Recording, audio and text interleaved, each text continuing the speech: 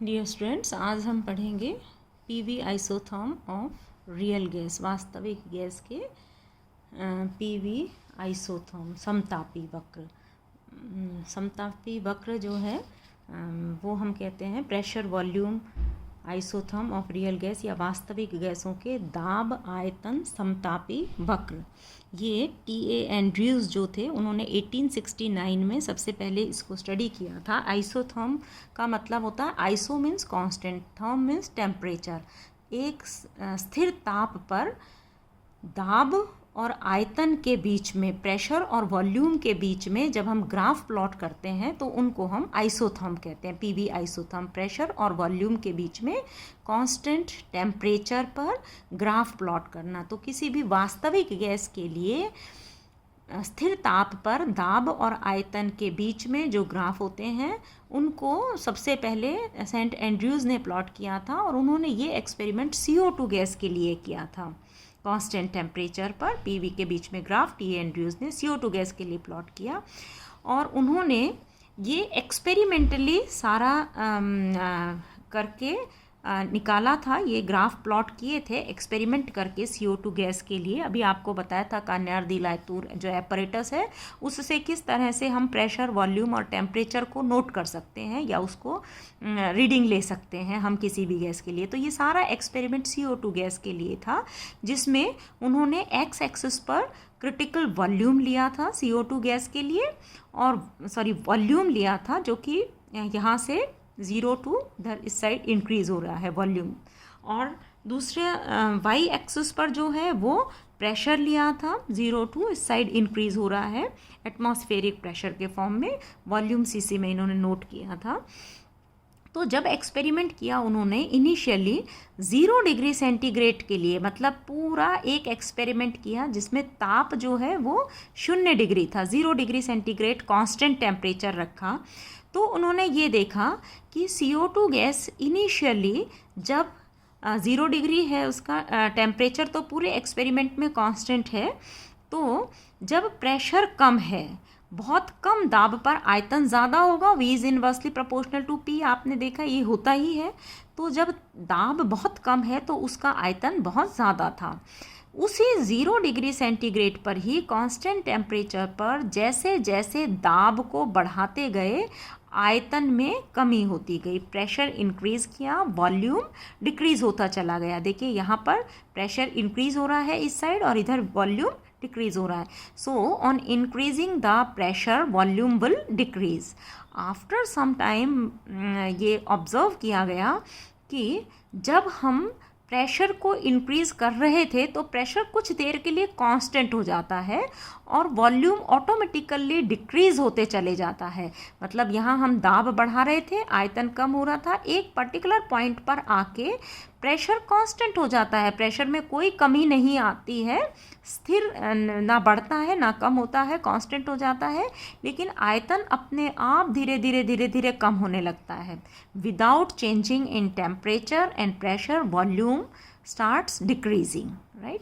और एक particular point पर आकर ये जो आयतन उसका जितना भी, यहाँ से देखिए वॉल्यूम कम होना शुरू हुआ था, यहाँ आयतन बहुत कम हो गया, इस आयतन पर आके अब यहाँ पर ये वॉल्यूम इसका यहाँ पर आ गया 0 डिग्री सेंटीग्रेड पर। अब जो प्रेशर में चेंज हो रहा है, मतलब प्रेशर इस साइड इंक्रीज़ होता जा रहा है, लेकिन वॉल्यूम में जो चेंज है वो नेग्लिजिबल चेंज है। मतलब एक पॉइंट तक तो इनिशियली क्या होता है, दाब बढ़ाया, आयतन कम होता चला गया, एक पॉइंट पर आके 0 डिग्री सेंटीग्रेड पर प्रेशर ऑटोमेटिकली कांस्टेंट हो जाता है और आयतन उसका कम होने लगता है। एक निश्चित आयतन कम होकर जब हो जाता है तो दाब को फिर हम बढ़ाते रहते हैं, दाब को कितना भी बढ़ाते जाइए, वॉल्यूम में जो चेंज होता है वो नेग्लिजिबल होता है। ये एक आइसोथर्म था 0 डिग्री सेंटीग्रेड पर, एक समतापी वक्र है जिसका कि ताप 0 डिग्री सेंटीग्रेड है।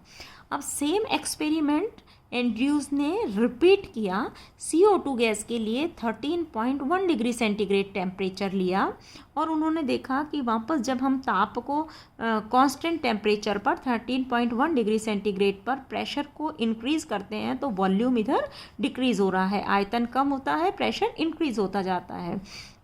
एक पर्टिकुलर पॉइंट पर आके वापस ये कांस्टेंट हो जाता है, मतलब दाब अपने आप स्थिर हो जाता है और आयतन अपने आप कम होने लग जाता है। और एक निश्चित आयतन तक जब कम हो जाता है फिर दाब को हम बढ़ाते जाते हैं, बहुत ज़्यादा दाब को बढ़ाते जाएं तो भी आयतन में जो परिवर्तन है वो नेग्लिजिबल आता है, वॉल्यूम में कोई चेंज नहीं आ रहा, प्रेशर इंक्रीज होते चले जाता है। सेम एक्सपेरिमेंट, ये एक आइसोथर्म, दूसरा आइसोथर्म हो गया। तीसरा उन्होंने सेम एक्सपेरिमेंट को डिफरेंट टेम्परेचर पर 21.5 डिग्री सेंटीग्रेड पर इसी एक्सपेरिमेंट को किया, मतलब कांस्टेंट टेम्परेचर अब क्या रखा 21.5 डिग्री सेंटीग्रेड पर। फिर वही उन्होंने ऑब्जर्व किया कि इनिशियली प्रेशर इंक्रीज करो, वॉल्यूम डिक्रीज होता जाएगा, कुछ टाइम के लिए कांस्टेंट हो जाता है। Again when we increase the pressure volume will have negligible change. इस तरह से डिफरेंट टेम्परेचर पर उन्होंने आइसोथर्म प्लॉट किए। एक टेम्परेचर 31.1 डिग्री सेंटीग्रेड पर उन्होंने देखा कि जैसे जैसे प्रेशर को इंक्रीज कर रहे हैं वॉल्यूम डिक्रीज होते चले जाता है, कुछ टाइम तक ये स्टेबल होता है और वापस जो है वो प्रेशर के साथ वॉल्यूम में जो चेंज है वो नेग्लिजिबल चेंज आता है, बहुत ज़्यादा परिवर्तन नहीं होता है लेकिन कुछ चेंज आता है। प्रेशर को इंक्रीज़ करो तो वॉल्यूम थोड़ा सा कम हो जाता है। और टेम्परेचर इंक्रीज़ किया 35.5 डिग्री सेंटीग्रेड पर इस कांस्टेंट, अब हमने ये कांस्टेंट टेम्परेचर ले लिया, एक्सपेरिमेंट किया और एंड्रयूज़ ने देखा कि यहाँ पर इस ताप पर जैसे जैसे दाब को बढ़ाते जाते हैं आयतन कम होता चला जाता है। On increasing the pressure volume is regularly decreases. यहाँ पर इस आइसोथर्म में उन्होंने कहीं भी ऐसा पॉइंट नहीं देखा जहाँ पर कि कांस्टेंट हो जाए, प्रेशर जो है वो कांस्टेंट हो जाए, दाब स्थिर हो जाए, ऐसा कोई पॉइंट नहीं आया। उसके बाद इसी तरह से हायर टेम्परेचर लेते गए, लाइक 48.1 डिग्री सेंटीग्रेड पर किया तो भी कंटिन्यूसली प्रेशर को इंक्रीज़ करते चलते हैं, वॉल्यूम डिक्रीज़ होते चला जाता है, हॉरिजॉन्टल पोर्शन नहीं मिलता है। तो ये एक्सपेरिमेंट जो उन्होंने किया ये कांस्टेंट टेम्परेचर पर प्रेशर और वॉल्यूम के बीच में ग्राफ प्लॉट किया और different experiment, first experiment, second, third, fourth, fifth, sixth, इस तरह से अलग अलग ताप को स्थिर रखते हुए एक ये एक्सपेरिमेंट इस तरह से प्लॉट किए, ये ग्राफ प्लॉट किए वैल्यूज़ निकाल के। अब देखिए इसमें उन्होंने ये कंक्लूड किया, ये इन आइसोथर्म से निष्कर्ष निकाला कि CO2 के लिए 31.1 डिग्री सेंटीग्रेड जो ताप है, इससे कम ताप पर दाब बढ़ा रहे हैं तो यहाँ पर एक हॉरिजॉन्टल सा पोर्शन हमें मिलता है। यहाँ पर ये वाला हॉरिजॉन्टल पोर्शन है 13 पर, ये वाला हॉरिजॉन्टल पोर्शन है 0 डिग्री पर ये है। और इन सारे हॉरिजॉन्टल पोर्शन को अगर हम इस तरह से डॉटेड लाइन से मिलाएं तो ये हमें एक पैराबोला मिल जाता है। ये पूरा स्ट्रक्चर जो है यहाँ का, ये एक पैराबोला मिल जाता है। और इस ग्राफ से ये क्लियर होता है कि यहाँ पर जो CO2 थी वो गैसियस स्टेट में है। गैसियस स्टेट में ही ये होता है कि आप जैसे जैसे दाब को बढ़ाओगे आयतन कम होता जाता है। ये गैसीय अवस्था की प्रॉपर्टी है, बेसिक नेचर है। प्रेशर को इंक्रीज़ करो वॉल्यूम डिक्रीज़ होता चला जाएगा। लेकिन जो ये वाला हॉरिजॉन्टल पोर्शन है इसमें दाब को जैसे जैसे बढ़ाते हैं आयतन में जो कमी होती है वो ऑटोमेटिकली इसका आयतन बहुत कम होते चला जाता है, लेकिन प्रेशर में कोई चेंज नहीं आता है। ये हॉरिजॉन्टल पोर्शन है। इसका मतलब कि CO2 यहाँ पर गैसियस अवस्था में थी और यहाँ गैस से लिक्विड में चेंज हो रही है। और आपको पता है गैस जब लिक्विड में चेंज होती है तो सडन उसके वॉल्यूम में, क्योंकि लिक्विड के लिए मॉलिक्यूल के गैस के मॉलिक्यूल बहुत पास पास आ जाते हैं और जब उनमें इंटरमॉलिक्यूलर फोर्स एकदम से इंक्रीज हो जाता है तो आयतन में बहुत ज़्यादा चेंज आता है, आयतन एकदम से कम होता चला जाता है। मीन्स यहाँ पर जो CO2 है वो गैसीय अवस्था में भी है और द्रव अवस्था में भी है, दोनों फेजेस यहाँ पर प्रेजेंट है। और यहाँ पर इस पैराबोला के बाहर या इस पॉइंट पर क्या होता है कि वो CO2 गैस से लिक्विड में चेंज हो गई और यहाँ पर लिक्विफाइड फॉर्म में आ गई। अब आपको पता है लिक्विड पर जब हम प्रेशर इंक्रीज करते हैं तो उसके आयतन में परिवर्तन नेग्लिजिबल होता है। इसका मतलब कि यहाँ पर वो जो CO2 है वो लिक्विड स्टेट में आ गई। मीन्स पैराबोला के राइट हैंड साइड में CO2 गैसियस स्टेट में है, इसके लेफ्ट हैंड साइड में CO2 लिक्विड स्टेट में है, और ये पैराबोला के अंदर का वो पोर्शन है जिसमें कि CO2 गैसियस और लिक्विड दोनों स्टेट में प्रेजेंट है, या यूँ कहें कि वो गैस से लिक्विड में चेंज हो रही है। अब इस पैराबोला के ऊपर या इस टेम्परेचर से अधिक ताप पर दाब को हम बढ़ाते जा रहे हैं और आयतन कम होता जा रहा है, लेकिन कहीं पर भी ये हॉरिजॉन्टल लाइन या स्टेबल नहीं मिलता है। इसका मतलब वहाँ गैस से लिक्विड में चेंज नहीं हो रहा है, या इतना जैसे यहाँ पर लिक्विड का प्रेशर इंक्रीज कर रहे थे तो वॉल्यूम में नेग्लिजिबल चेंज था, ऐसा कोई पोर्शन यहाँ नहीं मिलता। मतलब इस पैराबोला के ऊपर या इस ताप से, इस आइसोथर्म से ऊपर वो जो CO2 है वो केवल गैसीय अवस्था में रहती है। दाब बढ़ाते हैं, प्रेशर को जैसे जैसे इंक्रीज करते हैं, वॉल्यूम वैसे वैसे कम होता चला जाता है, कहीं पर भी हॉरिजॉन्टल पोर्शन नहीं है। इसका मतलब इन आइसोथर्म में जो है वो CO2 तीन भागों में, या ये ग्राफ है वो तीन पार्ट्स में डिवाइडेड है। इधर ये गैसियस स्टेट है, इधर लिक्विड स्टेट है, और यहाँ गैस से लिक्विड में चेंज हो रहा है। एक ये वाला पोर्शन हो गया। यहाँ पर जो CO2 है ये वो क्रिटिकल आइसोथर्म है जिसमें CO2 गैस से लिक्विड में चेंज हो जाती है। ये वो टेम्परेचर है जिस ताप से कम ताप पर गैस को केवल दाब बढ़ा के द्रव में परिवर्तित किया जा सकता है। लेकिन इस टेम्परेचर से अधिक टेम्परेचर पर आप गैस का कितना भी प्रेशर इंक्रीज कर लीजिए वो लिक्विफाई नहीं होगी। तो ये वाला जो आइसोथर्म है जो इस पैराबोला को एक पॉइंट पर टच करता है, ये क्रिटिकल पॉइंट कहलाता है। जहाँ पर ये पैराबोला को टच करता है ये isotherm, this is critical point. This isotherm is known as critical isotherms. The temperature of this isotherm is known as critical temperature. The point where the critical point of this critical isotherm, this is pressure is known as critical pressure, and at this pressure volume of 1 mole gas is known as critical volume. तो CO2 के लिए ये critical isotherm है, critical pressure है, critical volume है, और ये critical temperature है, ये क्रिटिकल पॉइंट है। तो इसको हम कहते हैं कि ये डिसकंटिन्यूटी ऑफ स्टेट है। मीन्स डिसकंटिन्यूटी ऑफ स्टेट या अवस्था का असांतत्य। इसका मतलब कि CO2 यहाँ पर गैसीय अवस्था में है, यहाँ पर द्रव अवस्था में है, और यहाँ CO2 गैस से द्रव में परिवर्तित हो रही है। मतलब हमें पता है कि यहाँ पर गैस थी, यहाँ लिक्विड थी, and this is the changing process. मतलब डिसकंटिन्यूअस प्रोसेस हमें पता चल रहा है, गैस से लिक्विड में चेंज होने का जो चेंज होता है उस पोर्शन उसका हमें पता चल रहा है। This is known as discontinuity of state. तो टीए एंड ड्रूज ने रियल गैस के लिए ये CO2 के लिए PV आइसोथर्म प्लॉट किए, और उन्होंने ये बताया कि ये जो है ये डिसकंटिन्यूटी ऑफ स्टेट है।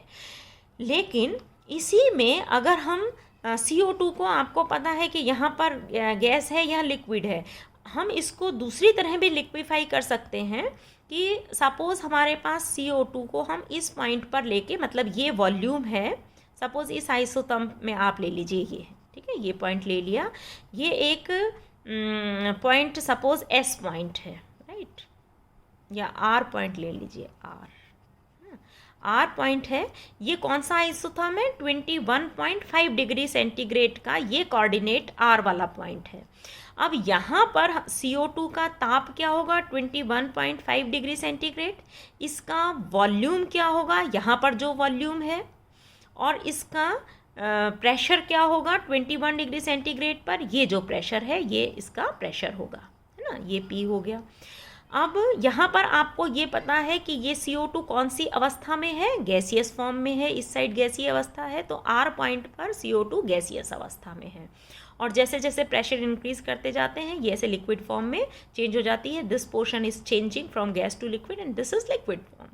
Now on the other way we can do कि हमने अपनी गैस को 21.5 डिग्री सेंटीग्रेड पर जो है यहाँ पर इसका जो भी आयतन था उस आयतन को, प्रेशर को हमने क्या किया, कांस्टेंट कर लिया, सॉरी वॉल्यूम को, आयतन मीन्स वॉल्यूम को हमने कांस्टेंट कर दिया कि जो गैस का आयतन है वो यही रहना चाहिए। और हमने इसका ताप को इंक्रीज़ किया, टेम्परेचर इंक्रीज़ किया। एक कांस्टेंट मान लीजिए हमने इतना वॉल्यूम रखा और इसका हम टेम्परेचर को इंक्रीज़ करें, इसको हीट करें, तो क्या होगा, प्रेशर इंक्रीज़ हो जाएगा। आप प्रेशर कुकर में जब बनाते हो तो हम क्या करते हैं, वॉल्यूम तो निश्चित है प्रेशर कुकर का और हमने उसको हीट किया तो इसमें प्रेशर जनरेट होता है ना, दाब बढ़ता है। लाइकवाइज हमने CO2 को 21.5 डिग्री सेंटीग्रेड पर, इस पॉइंट पर हमारा ये कोऑर्डिनेट थे, हमारे CO2 यहाँ पर गैसियस अवस्था में है। हमने अब यहाँ पर इस जो भी आयतन है उस आयतन का ताप को इंक्रीज़ करते चले गए, और आपको पता है टेम्परेचर इंक्रीज़ करोगे तो क्या होगा, गैस का प्रेशर बढ़ता चले जाएगा। तो इसी वॉल्यूम पर हमने प्रेशर को इंक्रीज़ किया on heating the gas, gas को हमने ताप को बढ़ाया, ताप बढ़ा के उसका प्रेशर इंक्रीज़ हो गया। सपोज़ ये S पॉइंट है, इस S पॉइंट पर ये गैस आ गई। अब यहाँ पर आकर हमने क्या किया कि इसका प्रेशर तो कांस्टेंट रखें, है ना, लेकिन इसका आयतन, प्रेशर कांस्टेंट कैसे होगा कि इसके आयतन को कम, हमने यहाँ पर आके बहुत ज़्यादा जब टेम्परेचर हो गया था, केवल हमने गैस को कांस्टेंट प्रेशर, कांस्टेंट वॉल्यूम में हीट किया तो प्रेशर इंक्रीज़ हो गया। अब यहाँ पर हमने इस गैस को ठंडा करना शुरू किया, कूल कर दिया इस गैस को। जैसे जैसे ठंडा करते चले जाएंगे हमें प्रेशर कांस्टेंट रखना है। अब इस गैस का प्रेशर कांस्टेंट रखना है, तो हम जैसे जैसे ठंडा करेंगे तो इसका आयतन कम होगा ना। प्रेशर कांस्टेंट करने के लिए हमें इसका आयतन, पिस्टन लगा के, जैसे हम प्रेशर को अगर हमें कांस्टेंट करना है और ठंडा कर रहे हैं तो मॉलिक्यूल पास पास आएंगे तो आयतन कम होगा, तो वॉल्यूम इसका डिक्रीज़ होते चले जाता है। यानी कि हमने CO2 गैस ले ली किसी भी पॉइंट पर, वहाँ पर हमने पहले उसको हीट किया, हीट कांस्टेंट वॉल्यूम पर, स्थिर आयतन पर गैस को गर्म करो तो उसका दाब बढ़ेगा, और फिर स्थिर दाब पर गैस को ठंडा करो तो आयतन कम होगा, है ना। गैस में यही तो होता है, स्थिर ताप पर कांस्टेंट, बॉयल्स लॉ क्या था, कांस्टेंट टेम्परेचर पर P is inversely proportional to V। तो कांस्टेंट टेम्परेचर पर जो है P इनवर्सली प्रोपोर्शनल होता है, लेकिन अगर मान लीजिए हम ताप को, टेम्परेचर कांस्टेंट नहीं है, टेम्परेचर बढ़ा रहे हैं, तो दाब, प्रेशर बढ़ाओगे तो वॉल्यूम कम हो जाएगा, है ना। और अगर ताप को कम करोगे तो क्या होगा, टेम्परेचर कम करोगे तो वॉल्यूम भी कांस्टेंट प्रेशर रख रखा है ना। चार्ल्स लॉ क्या कहता है, कांस्टेंट प्रेशर पर जो है वो volume is directly proportional to temperature. ताप कम कर रहे हो तो आयतन भी कम होगा, यही तो कह रहा है चार्ल्स लॉ कि अगर प्रेशर कांस्टेंट है तो ताप को कम करो तो आयतन कम होगा, और अगर टेम्परेचर को इंक्रीज़ करो तो कांस्टेंट वॉल्यूम पर टेम्परेचर इंक्रीज़ करो तो प्रेशर भी इंक्रीज़ होगा। तो अगर हम CO2 गैस के लिए इस तरह से पहले कांस्टेंट वॉल्यूम पर टेम्परेचर इंक्रीज़ किया, फिर कांस्टेंट प्रेशर पर टेम्परेचर डिक्रीज़ किया, ठंडा किया, तो यहाँ पर पहले हमें यूँ ग्राफ मिलेगा और फिर इस तरह से हॉरिजॉन्टल लाइन मिलेगी। अब अगर इस ग्राफ को हम नोट करें तो R से टेम्परेचर इंक्रीज़ करते गए, प्रेशर S तक पहुँच गया, फिर हमने कूल किया और सपोज़ यहाँ पर ये T पॉइंट आ गया, RST। T पॉइंट पर ये 21 डिग्री सेंटीग्रेड पर, सपोज़ ये वाला T पॉइंट है, ये वाला, तो यहाँ पर ये वॉल्यूम आ गया उसका और ये प्रेशर रहा। इस आइसोथर्म में हम देखें यहाँ पर CO2 गैसियस स्टेट में है, यहाँ चेंज हो रही है, यहाँ लिक्विड स्टेट में है, तो कोई कोऑर्डिनेट वो किसी भी तरह से हमें मिले हो, अवस्था तो सेम होगी, मतलब CO2 यहाँ पर लिक्विड गैसियस स्टेट में होगी और यहाँ लिक्विड स्टेट में होगी। लेकिन अगर हमने इस आइसोथर्म से किया है तो हमने पहले गैस को हीट किया और फिर कूल किया, यहाँ पर हमें कहीं पर भी ऐसा नहीं पता चला कि वो CO2 यहाँ गैस है, यहाँ लिक्विड है, ऐसा कोई स्टेट नहीं है। मीन्स वो कंटिन्यूसली गैस से लिक्विड में चेंज हो जाती है विदाउट ब्रेकिंग। ऐसा कोई हमें जगह नहीं मिलती कि हमें ये पता चले कि ये गैस अब द्रव में थी, अब ये गैस में है।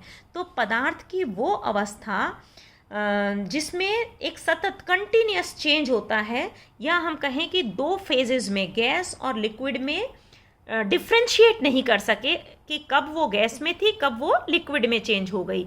तो जहाँ पर पदार्थ की वो कंटिन्यूस स्टेट जिसमें हम we can't distinguish between the change taken place, या हम यूँ कहें कि continuous and gradual change, that it is not possible to know where actually the change has taken place, कहाँ पर वो द्रव में था, कहाँ पर वो गैस में था, ये कब हुआ ये नहीं पता चले, ये अवस्था कहलाती है कंटिन्यूटी ऑफ स्टेट, अवस्था का सातत्य, कंटिन्यूटी ऑफ स्टेट या अवस्थाओं का सातत्य। And this is known as discontinuity of state, जहाँ पर पदार्थ की अवस्थाओं में डिसकंटिन्यूटी, हमें पता है कि ये गैस में है, this is changing process and this is liquid, यहाँ पर हमें नहीं पता कब वो गैस में थी पर वो लिक्विड में चेंज हो गई, this is continuity of state and this is discontinuity of state. तो ये PV isotherm and continuity of state था। नेक्स्ट हम पढ़ेंगे वैन डर वाल्स के समतापी वक्र, isotherm of van der Waals gas equation, next turn पे। Thank you.